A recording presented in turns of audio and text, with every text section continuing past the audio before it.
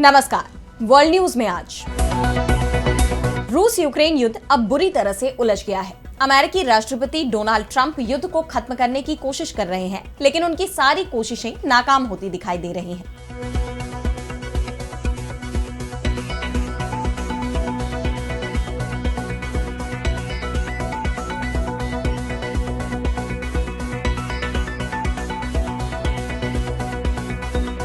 Putin America की शर्तों पर युद्ध विराम के लिए तैयार नहीं है। ऐसे में अमेरिका दोनों ही देशों पर दबाव बनाने की कोशिश में जुटा हुआ है। यहां तक कि पीस डील से बाहर निकलने तक की धमकी दे दी गई है। तो अमेरिका ने रूस यूक्रेन को दिया अल्टीमेटम। इस पर हम करेंगे विस्तार से चर्चा, लेकिन आइए जरा उन खबरों को भी देख लें जिन पर आगे होगी बात। लिबनान में हिजबुल्लाह ने हथियार डालने से किया इनकार, कहा हथियारों ने ही दी है हमें स्वतंत्रता। इजरायल पर युद्ध विराम समझौते का उल्लंघन करने का लगाया आरोप। हुती विद्रोहियों पर अमेरिकी हमले से बढ़ा तनाव, युद्ध में हस्तक्षेप की आशंका को लेकर हुतियों की यूएई और सऊदी अरब को चेतावनी। यमनी सेना ने की आक्रमण की तैयारी। छोटी मोटी वजहों के चलते यूएस में अंतर्राष्ट्रीय छात्रों के वीजा हुए रद्द। इनमें 50% छात्र भारतीय। विदेश विभाग का छात्रों को देश छोड़ने का आदेश। और चलते चलते में देखेंगे कहां से आया कोरोना। कोविड लैब थ्योरी पर अमेरिका का बड़ा खुलासा। इन सभी खबरों पर हम आगे विस्तार से करेंगे बात, लेकिन पहले एक नजर हेडलाइंस पर। म्यांमार युद्ध में एंट्री के लिए बांग्लादेश की सेना तैयार। मोहम्मद यूनुस के उच्च प्रतिनिधि ने आर्मी अफसरों से की सीक्रेट मुलाकात। युद्ध के बीच रूस के लिए बढ़ा संकट। चीन ने कजाकिस्तान के रास्ते रूस के गैस निर्यात के प्रस्ताव पर लगाई रोक। हमें पाकिस्तानी सेना से आजादी चाहिए। पाकिस्तान अधिकृत जम्मू कश्मीर को लेकर रावलकोट में प्रदर्शन के दौरान अवामी एक्शन कमेटी के नेता अजमल राशिद का फूटा गुस्सा। अमेरिका ईरान के बीच रोम में न्यूक्लियर डील पर आज होगी बात। ईरानी मंत्री बोले हमें अमेरिका के इरादों पर शक, फिर भी करेंगे बातचीत। तो रूस यूक्रेन युद्ध को लेकर अमेरिका भी अब बुरी तरह से फंस गया है। राष्ट्रपति डोनाल्ड ट्रंप ने चुनाव से पहले ही ये वादा किया था कि सत्ता में आते ही वो युद्ध खत्म करवा देंगे, और ऐसा भी नहीं है कि उन्होंने कोशिश नहीं की। लेकिन ट्रंप के लिए रूस यूक्रेन युद्ध को खत्म करवाना अब टेढ़ी खीर नजर आ रहा है। बतौर अमेरिकी राष्ट्रपति ट्रंप का दूसरा कार्यकाल शुरू हुए लगभग 90 दिन बीत चुके हैं। इस दौरान रूस और अमेरिका यूक्रेन के बीच कई दौर की वार्ता भी हुई, लेकिन फिलहाल इस युद्ध के खत्म होने के कोई आसार नजर नहीं आ रहे हैं। ऐसे में अब अमेरिका ने रूस यूक्रेन को अल्टीमेटम दे दिया है। राष्ट्रपति ट्रंप ने धमकी देते हुए कहा कि अगर रूस या यूक्रेन में से कोई एक भी डील के लिए तैयार नहीं होता है तो ये एक बेवकूफी भरा कदम होगा और हम पीस डील से बाहर आ जाएंगे। ये मामला जितना लंबा खिंचेगा, हमारा इसमें शामिल रहने का औचित्य उतना ही कमजोर होता जाएगा। ट्रंप का यह बयान अमेरिकी विदेश मंत्री मार्को रूबियो और विशेष दूत स्टीव विटकॉफ की पेरिस में यूरोपीय और यूक्रेनी नेताओं के साथ मुलाकात के बाद आया है। राष्ट्रपति ट्रंप और विदेश मंत्री मार्को रूबियो शांति वार्ता की धीमी प्रगति से काफी नाराज बताए जा रहे हैं। इन हालात में ट्रंप की इस धमकी को उनकी दबाव बनाने की रणनीति का हिस्सा माना जा रहा है, क्योंकि एक तरफ तो वो रूस यूक्रेन को पीस डील से बाहर निकलने की बात कह रहे हैं, वहीं दूसरी तरफ रूस को मनाने की कोशिशें अब भी उनकी तरफ से जारी है। दावा किया जा रहा है कि अमेरिका क्रीमिया पर रूसी कब्जे को मान्यता देने की तैयारी में है, यानी रूस को मनाने के लिए ट्रंप यूक्रेन को एक और झटका दे सकते हैं। ब्लूमबर्ग की एक रिपोर्ट में दावा किया गया है कि रूस और यूक्रेन के बीच युद्ध विराम समझौते पर सहमति बनाने के लिए अमेरिका क्रीमिया पर रूसी कब्जे को मान्यता देने के लिए तैयार है। आपको बता दें कि ये युद्ध क्रीमिया पर रूसी कब्जे के कारण ही शुरू हुआ था। पिछले 11 साल यानी 2014 से क्रीमिया रूस के ही अधीन है। तब भी इस जबरन अधिग्रहण को अमेरिका समेत ज्यादातर देशों ने खारिज कर दिया था। लेकिन अब अगर अमेरिका पुतिन को यह गिफ्ट देता है, क्रीमिया को रूस का हिस्सा मान लेता है, तो ये उन अंतर्राष्ट्रीय नियमों के खिलाफ होगा जो किसी भी क्षेत्र पर बलपूर्वक कब्जा करने को अमान्य मानते हैं। यूक्रेन के राष्ट्रपति वोलोदिमिर ज़ेलेंस्की ने भी किसी भी तरह से रूस को यूक्रेनी जमीन सौंपने के प्रस्ताव को पूरी तरह से खारिज कर दिया है। उन्होंने साफ कहा है कि क्रीमिया समेत किसी भी क्षेत्र को रूस का हिस्सा मानना अस्वीकार्य है। इन हालात में एक बात तो तय है कि अमेरिका का यह प्रस्ताव एक नया संघर्ष छेड़ सकता है। और अब बढ़ते हैं अगली खबर की तरफ, जहां हम बात करेंगे मिडिल ईस्ट की। तो इजराइल का लेबनान और फलस्तीन के साथ संघर्ष चल रहा है। गजा के तो एक हिस्से पर इजराइल ने कब्जा कर ही लिया है। हमास की तरफ से युद्ध विराम का प्रस्ताव रखा गया है, लेकिन शर्त है कि वो हथियार नहीं डालेगा। और अब लेबनान में हिजबुल्लाह ने भी साफ कर दिया है कि उसके लड़ाके भी हथियार नहीं डालेंगे। वैसे तो इजराइल और हिजबुल्लाह के बीच युद्ध विराम समझौता हो चुका है, लेकिन इजरायली सेना लगातार इस समझौते का उल्लंघन कर रही है, जिससे हिजबुल्लाह में नाराजगी दिखाई दे रही है। हिजबुल्लाह के शीर्ष कमांडर नईम कासिम ने कहा कि हिजबुल्लाह ने अमेरिका की मध्यस्थता में हुए संघर्ष विराम समझौते का पूरी ईमानदारी के साथ पालन किया है, लेकिन इजरायल की सेना इसका लगातार उल्लंघन कर रही है। संघर्ष विराम समझौता लागू होने के बाद से इजरायली हवाई हमलों में लेबनान में आम नागरिक और हिजबुल्लाह के कई सदस्यों की जान जा चुकी है। इसलिए हम किसी भी हिजबुल्लाह सदस्य को हथियार छोड़ने की इजाजत नहीं देंगे। इन हथियारों ने हमारे लोगों को जीवन दिया है, स्वतंत्रता दी है। कासिम ने कहा कि कुछ देर पहले ही इजरायली ड्रोन हमले में हमारे 2 सदस्यों की जान चली गई। क्या कोई हमसे ऐसी स्थिति में राष्ट्रीय रक्षा रणनीति पर चर्चा करने की उम्मीद कर सकता है, जब युद्धक विमान हमारे हवाई क्षेत्र में उड़ रहे हैं और दक्षिणी लेबनान पर कब्जा किया गया है? यह चर्चा नहीं है, यह आत्मसमर्पण है। पहले इजरायल को पीछे हटना चाहिए और अपनी उड़ानें बंद करनी चाहिए। वहीं दूसरी तरफ इजरायल का कहना है कि वो दक्षिणी लेबनान में हिजबुल्लाह के ठिकानों को निशाना बना रहा है। यानी इजरायल इस बात को मान रहा है कि युद्ध विराम समझौता करने के बावजूद भी इसका बार बार उसकी तरफ से उल्लंघन किया जा रहा है।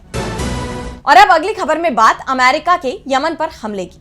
तो यमन के 80% हिस्से पर हूती विद्रोहियों का कब्जा है। हूती विद्रोही इजरायल और अमेरिकी सैन्य और व्यापारिक जहाजों को लाल सागर में निशाना बनाते रहे हैं और अब अमेरिका की तरफ से हूतियों के ठिकानों पर पलटवार किया जा रहा है। अमेरिका के लड़ाकू विमानों ने यमन में हूतियों के नियंत्रण वाली राजधानी सना पर बड़े हमले किए हैं। यमन की अल मसीरा टीवी ने बताया कि सना में 4 हवाई हमले किए गए, जिनमें शहर के दक्षिण में स्थित अल हफा और अल सबीन जिलों को निशाना बनाया गया। इस इलाके में एक बिजली प्लांट और सरकारी कार्यालय है। इसके बाद बानी हुशायश भी अमेरिका का निशाना बना है। सऊदी आउटलेट अल अरबिया की रिपोर्ट के मुताबिक कई हूती सैन्य ठिकानों पर हमला किया गया है। इस बीच खबर यह भी आ रही है कि अमेरिका ने 19 अप्रैल को सुबह यमन के उत्तर में रास ईसा तेल बंदरगाह को निशाना बनाया है। इसे लेकर हूती नियंत्रित स्वास्थ्य मंत्रालय ने बताया कि इन हमलों में लगभग 80 लोगों की जान चली गई और 150 लोग घायल हुए हैं। अमेरिकी सेंट्रल कमांड ने भी रास ईसा बंदरगाह पर हमले की पुष्टि की है। वहीं दूसरी तरफ अमेरिकी हमलों का जवाब हूतियों ने तल अवीव पर मिसाइल दाग कर दिया है, लेकिन इससे कोई हताहत नहीं हुआ। इसके साथ ही हूतियों ने एक शक्तिशाली अमेरिकी MQ-9 रीपर ड्रोन को मार गिराने का भी दावा किया। इसका वीडियो फुटेज भी जारी किया गया है। हूती विद्रोहियों ने कहा है कि वो दुश्मन से निपटने के लिए पूरी तरह से तैयार है। हूतियों की नजर पश्चिम एशिया में अमेरिका के सहयोगी सऊदी अरब और UAE पर भी है। उसे इन दोनों ही देशों के यमन में हस्तक्षेप की आशंका है। ऐसे में हूतियों ने इन दोनों ही देशों को चेताया है। न्यूज़वीक की रिपोर्ट के मुताबिक सऊदी और UAE ने 1 दशक पहले हूतियों के खिलाफ अभियान चलाया था। ये तब हुआ था जब हूतियों ने अंतर्राष्ट्रीय स्तर पर मान्यता प्राप्त यमनी सरकार को राजधानी से बेदखल कर दिया था। इस समय हूतियों की लड़ाई अमेरिका और इजरायल के खिलाफ है, जिसके चलते सऊदी और UAE ने भी अभी तक दूरी बनाकर रखी है। लेकिन हूतियों को लगता है कि अमेरिका के दबाव में ये देश संघर्ष में शामिल हो सकते हैं, इसलिए उसने इन दोनों ही देशों को चेतावनी जारी की है। और अब अगली खबर में बात होगी अमेरिका की। तो अमेरिका में ट्रंप प्रशासन के मनमाने फैसलों ने भारतीय छात्रों पर गहरा संकट खड़ा कर दिया है।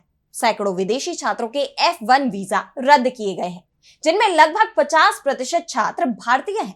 इन कदमों ने न केवल छात्रों का भविष्य खतरे में डाला है, बल्कि मोदी और ट्रंप के कथित दोस्ताना रिश्तों में भी तनाव की आशंका पैदा कर दी है। अमेरिकन इमिग्रेशन लॉयर्स एसोसिएशन यानी AILA की 17 अप्रैल की रिपोर्ट के मुताबिक 327 छात्रों के वीजा रद्द किए गए हैं या उनके सर्विस रिकॉर्ड बंद किए गए। इनमें भारतीय छात्रों का हिस्सा सबसे ज्यादा है और इसके बाद 14% चीनी छात्र हैं। दक्षिण कोरिया, नेपाल और बांग्लादेश के छात्र भी प्रभावित हुए हैं। अमेरिकी विदेश विभाग AI app catch and revoke का इस्तेमाल कर उन छात्रों को निशाना बनाया जा रहा है जो कथित तौर पर इजरायल विरोधी या हमास समर्थक प्रदर्शनों से जुड़े हुए हैं। विदेश मंत्री मार्को रूबियो के मुताबिक 26 मार्च तक 300 से ज्यादा छात्रों के वीजा रद्द किए जा चुके हैं। पहला मामला तुर्की की छात्रा रुमेसा ओजतुर्क का था, जिसका वीजा सोशल मीडिया पर फलस्तीन समर्थक पोस्ट के कारण रद्द हुआ।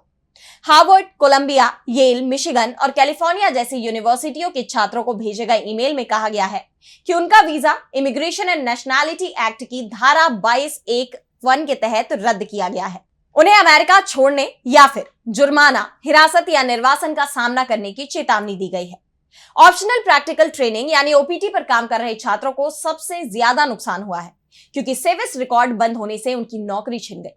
पढ़ाई कर रहे छात्रों के लिए हालात थोड़े आसान लग रहे हैं, लेकिन ग्रेजुएट्स के लिए वीजा बहाल करना मुश्किल है। ये कार्रवाई भारतीय छात्रों में डर पैदा कर रही है, जो अमेरिकी अर्थव्यवस्था में बड़ा योगदान देते हैं। हिंदुस्तान की सरकार ने अभी तक औपचारिक रूप से इसके खिलाफ विरोध दर्ज नहीं कराया है, लेकिन विदेश मंत्री जयशंकर ने अमेरिकी अधिकारियों से बातचीत की बात कही है।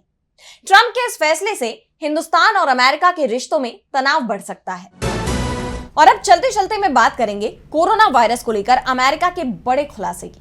तो कोरोना वायरस ने पूरी दुनिया को हिलाकर रख दिया था। साल 2019 के आखिर में जब यह वायरस पहली बार चीन के वुहान शहर में सामने आया, तभी से इसकी उत्पत्ति को लेकर बहस छिड़ गई थी। एक सवाल लगातार उठता रहा कि क्या यह वायरस प्राकृतिक रूप से फैला या फिर किसी लैब से लीक हुआ।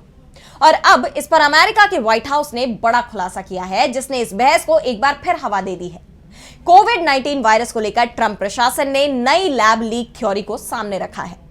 व्हाइट हाउस की वेबसाइट पर पब्लिश की गई इस थ्योरी में पूर्व राष्ट्रपति जो बाइडेन और डॉक्टर एंथनी फॉसी पर कोरोना वायरस के पैदा होने या उसके फैलने की सही जगह को छिपाने का आरोप लगाया गया है। दरअसल व्हाइट हाउस की वेबसाइट पर एक नया पेज जोड़ा गया है, जिसमें यह दावा किया गया है कि कोरोना वायरस की उत्पत्ति चीन के वुहान की एक लैब से ही हुई थी। नए पेज में lab leak the true origins of कोविड-19 शीर्षक के साथ एक बैनर लगाया गया है। पेज पर दावा किया गया है कि डॉक्टर फाउची और बाइडेन की अगुवाई में पूर्व सरकार ने वायरस की उत्पत्ति से जुड़ी जानकारी को छिपाने की कोशिश की और कई सालों तक भ्रम फैलाया गया। व्हाइट हाउस की तरफ से जारी बयान में कहा गया कि यह वेबसाइट दिखाती है कि कोविड-19 की असली शुरुआत कहां से हुई और कैसे डेमोक्रेट नेताओं और मीडिया ने वैकल्पिक इलाज और लैब लीक थ्योरी को झूठा साबित करने की कोशिश की। व्हाइट हाउस की तरफ से यह जानकारी ऐसे वक्त पर सार्वजनिक की गई है जब कुछ ही हफ्ते पहले CIA ने अपनी एक रिपोर्ट जारी करते हुए कहा था कि वायरस के वुहान लैब से लीक होने की संभावना है। हालांकि इसी एजेंसी ने पिछले काफी सालों तक ये कहा है कि कोविड-19 की उत्पत्ति का पता लगाने के लिए पर्याप्त जानकारी उपलब्ध नहीं है। अब इस नए खुलासे से एक बार फिर दुनिया भर में कोरोना पर चर्चा तेज हो गई है। तो आज इस वर्ल्ड बुलेटिन में इतना ही। देश दुनिया की तमाम बड़ी खबरों के लिए बने रहिए DB लाइव के साथ और मुझे दीजिए इजाजत। नमस्कार।